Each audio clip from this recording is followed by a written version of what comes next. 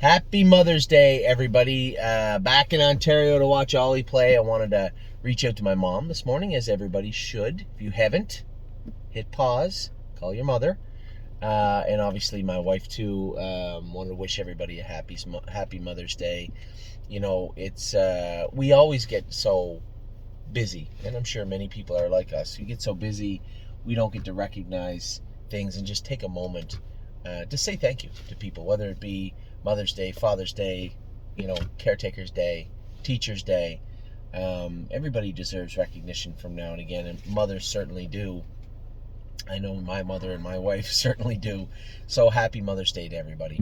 As I said, I'm at the ballpark here with Amy and Addie and Ava watching Ollie play. Man, I almost got to watch him pitch in the bottom of this, I guess the top of the seventh, but they had got enough runs. The game was over, so Ollie didn't need to pitch. I think they're undefeated now, 4-0 if I'm not mistaken.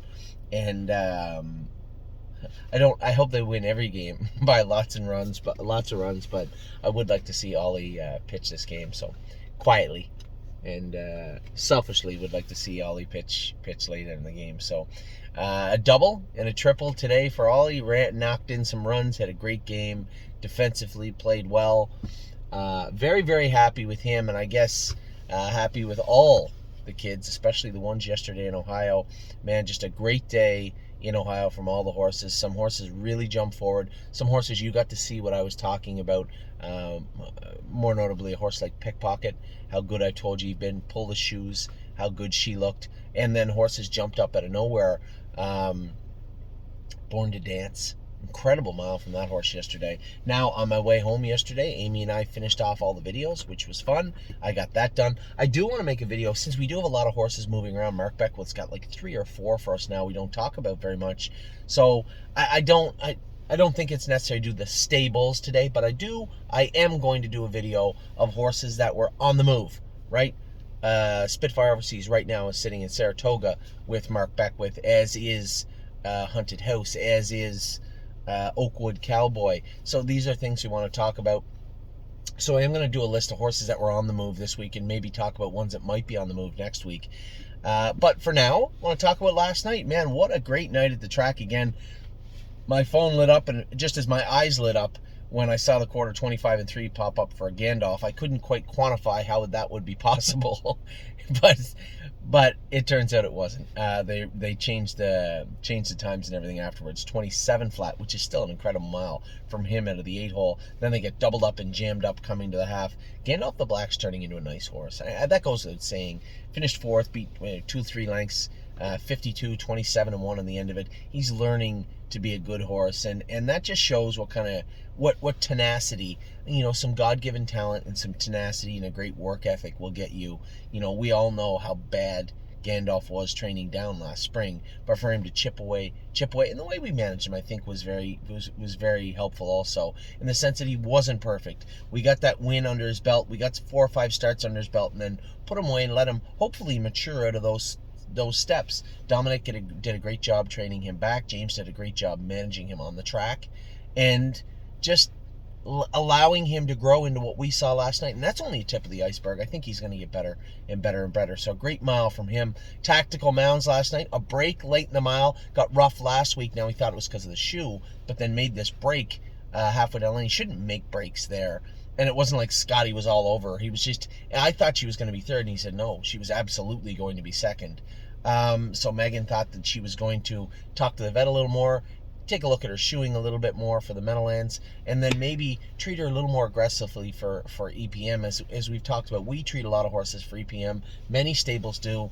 The cost to treat them is just, it's dropped down to where it's affordable now, and much more affordable than just saying, we'll do that test to see if they have EPM. So in many cases, we just end up treating them and saying, were they better type situation. And I believe that's where we're at with Tactical Mounds. They're going to marquee her this week, I believe is what Megan said, if I'm not mistaken. She said she's going to marquee her this week at the vet to take a look at her and potentially make some shoeing changes. Again, really doesn't matter what I think, whether I'm in Ohio or Ontario. Megan and Scotty are in New Jersey. Different surface, different speed, different horses. And that's really the kicker, is now she's at the top of the food chain. That filly that won that race last night is the best filly on planet Earth, I believe. Well, was at 2. Won the Breeders' Crown and looked great. Certainly made it look easy last night. And the filly that was sitting second, Mambasita. Side note, that's Blanton's Blue's sister. Great filly last year, also made what, $495,000 or $96,000. Just a really, really good filly also. So no slouches there in that race. And for Scotty to say she was definitely going to be second is impressive. So yeah, we're not talking about any major changes need to be done, but a little tinkering, and hopefully Scott and Megan can get that squared away, and we can see the very best form of tactical Mounds in the future. Then we got to watch Cintra race last night. What a nice horse, eh? I know somebody said, well, he's 3 to 5 in the 16,000 class. There's no slouches in there. Those classes are all full of gatekeepers. Those classes are all full of horses that are going to go out and put in honest efforts and can go. They may not be Cintra, may never be, may never have been, but they beat him last night. The one horse did anyway. And Cintra's on his way back. You know, we rarely talk about speed because I keep telling everybody speed means nothing, right? It means nothing. It's a number on a piece of paper. But at the end of the day, when you're an older horse, it does mean, right? Cintra did this last time when we bought him. So 2 very important takeaways from last night. Cintra did do this when we bought him last time. He took some starts under his belt before he really rounded into that Cintra form. That's 1. Number 2, he's an older horse now, and at some point he will slide a little bit. Am I saying that that's the case here? No, not at all. But it's a possibility, and it will eventually happen that he slides a little bit. So we'll see how he is. At the end of the day, still raced great last night. You pace 15 apiece, come 27 seconds. Still a pretty good horse. So Cintra raced good to finish second. Tactical Mounds raced good with a lot of improvement, obviously potential improvement in front of her. She's held on, come back trotting at the wire to be 4th, so good for her. And Gandalf the Black 4th also. I thought he raced great. A great night at the races last night, a great night in Ohio. Videos are all done. They'll be out to you later this afternoon, but for right now, pick up some pizza for the kids, and I am going to go watch Ollie and all the other children play the second game of this tournament. They're undefeated in the tournament heading into this game, so they do well here. I suspect there'll be some sort of championship game. Anyway, I hope you guys are having a great Sunday. It's beautiful here, a little chillier than I hoped. It's not in the 20s, which would be warm, but it's around 17, 18 degrees Celsius. So light coat weather, but a beautiful day. I hope it's nice wherever you are. Soak it up.